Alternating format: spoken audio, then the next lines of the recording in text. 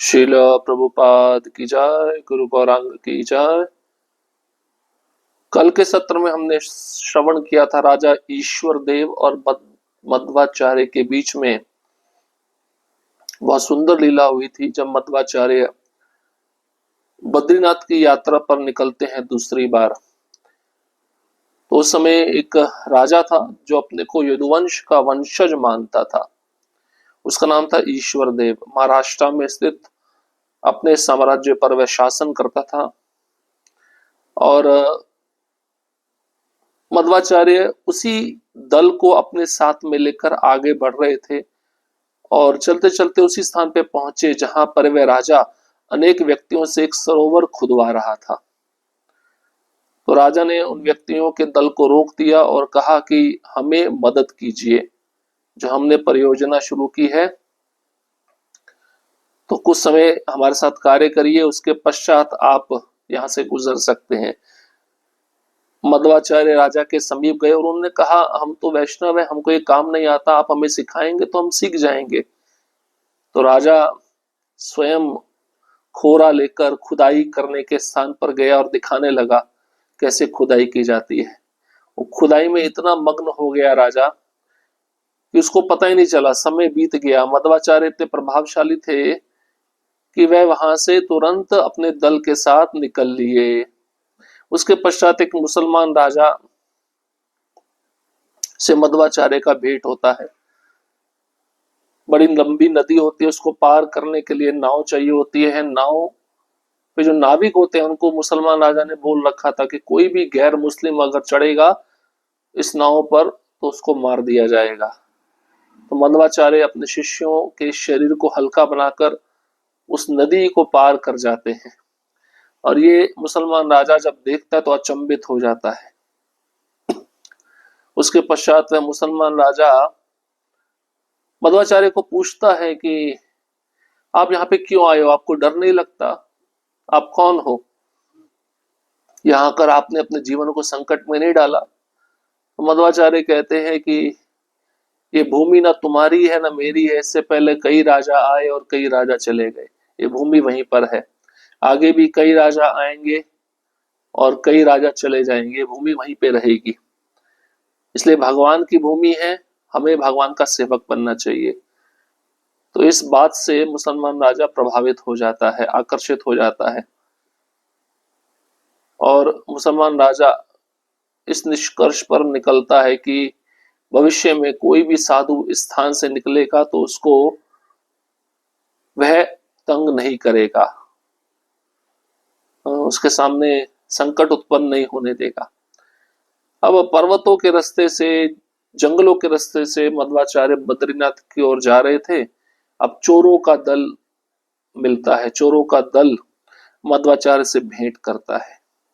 एक दिन वन में से चलते हुए मध्वाचार्य ने दूसरी ओर से चोरों के एक समूह को आते हुए देखा। मध्वाचार्य ने अपने दल को रुकने के लिए कहा। सामान्यतः जब यात्रियों का दल चोरों के समक्ष आता, यात्री भयभीत हो जाते तथा इस कारण सरलता पूर्वक लूटे जाते, परंतु मध्वाचार्य के पास एक योजना थी। उन्होंने मुट्ठी भर पत्थर लिया तथा उन्हें एक वस्त्र में डाला। जब चोर उनके दल को लूटने आए, मध्वाचार्य ने एक चोर के ऊपर वह पत्थरों का थैला फेंक दिया। तुरंत ही चोरों का समूह एक दूसरे से विवाद करने लगा। एक दूसरे पर विश्वास न करके वे सोने के थैले को प्राप्त करने के लिए लड़ने लगे। जैसे एक ने दूसरे से उस थैले को छीना तथा तीसरे ने उससे छीना, तब मध्वाचार्य एवं उनके अनुयायी अज्ञात रूप से वहां से निकल गए। उपेंद्र का शौर्य। एक अन्य अवसर पर जैसे दल वनों में से जा रहा था, वे 100 से अधिक चोरों के समक्ष आ गए।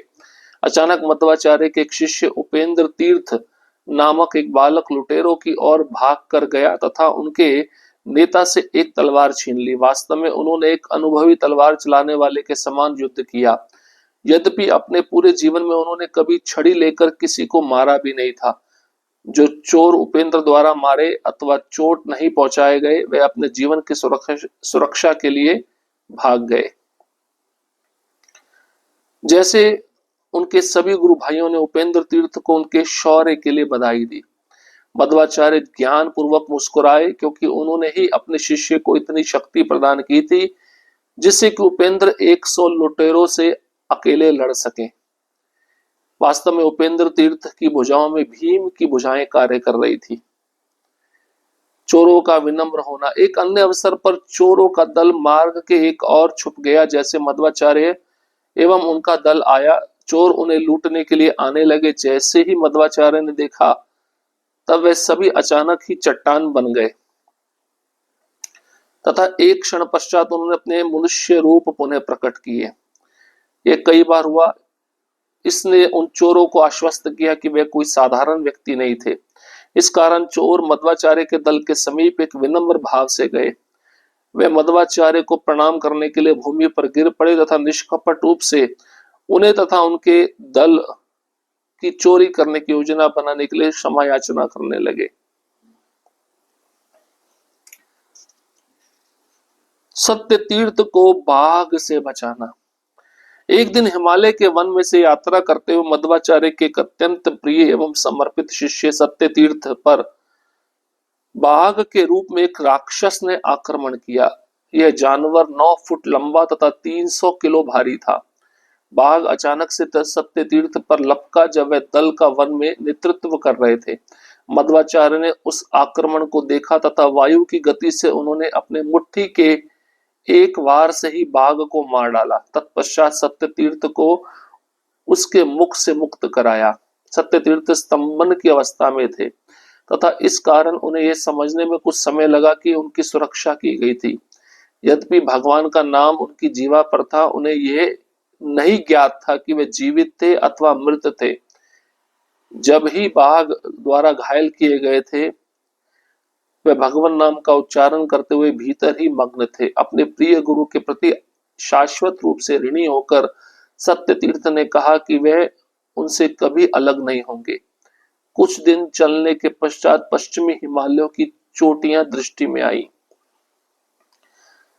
तो दूसरी बार जब यात्रा प्रारंभ किए मध्वाचार्य अपने शिष्यों के साथ, तो कितनी बार चोरों के साथ उनका सामना हुआ। पहली बार जब वन में मध्वाचार्य को चोरों का एक समूह आते हुए देखता है, तो मध्वाचार्य अपने दल को रुकने के लिए कहते हैं, और जैसे ही वे चोर उन दल के सामने आते हैं, तो मध्वाचार्य के पास एक योजना थी। उन्होंने क्या किया, मुट्ठी भर पत्थर लिए कपड़े में बांध दिया और जोर से उस चोरों के दल पर जो उनको लूटने के लिए आए थे, उनके ऊपर पत्थरों का थैला फेंक दिया। और तुरंत ही चोरों को ऐसा महसूस हुआ कि ये पत्थर का थैला नहीं, ये पत्थर नहीं, सोना है। तो सोने के थैले को प्राप्त करने के लिए वह चोर आपस में लड़ने लगे। तो एक चोर दूसरे से थैला छीनता, दूसरा चोर तीसरे से थैला छीनता, और ये चोर आपस में ऐसे लड़ रहे थे सोने के थैले के लिए। इतने में मध्वाचार्य अज्ञात रूप से अपने अनुयायियों के साथ वहां से निकल गए। अब मध्वाचार्य के एक शिष्य थे उपेंद्र तीर्थ। अब जैसे ही उनका दल वनों में से होकर गुजर रहा था, तो 100 से अधिक चोर मध्वाचार्य के दल के समक्ष सामने आ गए। और मध्वाचार्य का एक शिष्य उपेंद्र तीर्थ, छोटा सा बालक था, लुटेरों की ओर भागा और लुटेरों का जो नेता था उससे तलवार छीनकर वास्तव में उसने तलवार चलानी शुरू की। कभी भी उसने तलवार नहीं चलाई थी। तलवार तो छोड़ दीजिए, उसने कभी अपने जीवन में लाठी भी नहीं चलाई थी। और उपेंद्र तीर्थ के तलवार चलाने से जो चोर बच गए, जिनको चोट नहीं लगी, वे सब भाग गए अपनी जीवन की सुरक्षा मानकर। तो जैसे ही सभी गुरु भाइयों ने उपेंद्र तीर्थ को उनके शौर्य के लिए बधाई दी, मध्वाचार्य मुस्कुराए, क्योंकि उपेंद्र तीर्थ के बाजुओं में जो बल था वो मध्वाचार्य ने ही उनको दिया था लड़ने के लिए। तो उपेंद्र तीर्थ 100 लुटेरों से अकेले लड़ सके, इतना बल, इतना शक्ति मध्वाचार्य ने उनको प्रदान किया था। और वास्तव में उपेंद्र तीर्थ की भुजाओं में जो बल था वह भीम की भुजाएं का बल कार्य कर रहा था। एक अन्य अवसर पर चोरों का दल मार्ग में छिप गया। मध्वाचार्य के अनुयायियों को लूटने के लिए। और जैसे मध्वाचार्य उनके पास में आए, उन चोरों को क्या दिखा, ये तो चट्टान और पत्थर बन गए, और अगले क्षण चट्टान पत्थर के बजाय ये मनुष्य बन गए। ऐसा कई बार हुआ, चोरों ने अपनी आंखों से देखा और वह आश्वस्त हो गए कि ये साधु मध्वाचार्य का जो दल है कोई साधारण व्यक्ति नहीं है। तो वे चोर मध्वाचार्य के अनुयायियों के सामने विनम्र भाव से गिर पड़े। मध्वाचार्य को उन सबों ने प्रणाम किया, भूमि पर गिर पड़े निष्कपट रूप से, और उन्होंने चोरी करने की जो योजना थी उसके बारे में बताना प्रारंभ किया और क्षमा याचना की। अब मध्वाचार्य के एक और शिष्य थे सत्य तीर्थ। जब हिमालय के वन से होकर मध्वाचार्य यात्रा कर रहे थे अपने अनुयायियों के साथ, तो इनके एक अत्यंत प्रिय एवं समर्पित शिष्य सत्य तीर्थ पर शेर ने हमला कर दिया, जो राक्षस के रूप में आया था। ये जो जानवर था 9 फुट लंबा, 300 किलो वजन वाला था। अब शेर अचानक सत्य तीर्थ पर लपका जब वे अपने दल का लीडरशिप नेतृत्व कर रहे थे। तो मध्वाचार्य ने उस आक्रमण को देखा अपनी आंखों से, और वायु की गति से उन्होंने अपने मुट्ठी के एक वार से उस शेर को वहीं मार डाला। सत्य तीर्थ को बचा लिया, मुक्त करा दिया उस बाघ के आक्रमण से। अब सत्य तीर्थ थे वे स्तंभन हो गए, उनको समझ में नहीं आया मेरे साथ क्या हुआ है। उनको समझने में कुछ समय लगा कि मेरे गुरु महाराज ने मेरी सुरक्षा की है, और भगवान का नाम सत्य तीर्थ की जीवा पर था। उनको पता नहीं था वह जीवित है या मर चुके हैं। जब वह बाघ के द्वारा निगले जा रहे थे, बाघ के द्वारा घायल किए जा रहे थे, तब सत्य तीर्थ की जीवा पर भगवान नाम था। वह भगवान नाम लेने में मग्न थे। तो अपने गुरु के प्रति शाश्वत रूप से कृतज्ञ होकर, ऋणी होकर सत्य तीर्थ ने कहा, मैं आपसे कभी भी अलग नहीं होऊंगा। और ऐसे लीला होते होते कुछ दिन चलने के बाद पश्चिमी हिमालयों की चोटियां उन सभी को दिखने लगी। अब मध्वाचार्य और व्यासदेव मिलन, ये दूसरा मिलन है मध्वाचार्य का व्यासदेव के साथ। बद्रीनाथ पहुंचकर मध्वाचार्य ने अपने शिष्यों को आनंद मठ में छोड़ा तथा बर्फ को पार कर वह उत्तर बद्री अपने गुरु श्री व्यासदेव के धाम पहुंचे। जैसे वह व्यासदेव के आश्रम के निकट गए, मध्वाचार्य ने क्षण प्रतिक्षण अपने भावोन्माद को बढ़ता हुआ अनुभव किया। अंततः वह उधर आए जिधर श्री व्यासदेव एक बद्री वृक्ष के नीचे अनेक शिष्यों द्वारा घिरे हुए बैठे थे। पहले उन्होंने भगवान नारायण को गीता भाष्य विशाल बद्री में अर्पित किया, और अब वह वहां उत्तरी बद्री में ब्रह्मसूत्र भाष्य अर्पित करेंगे।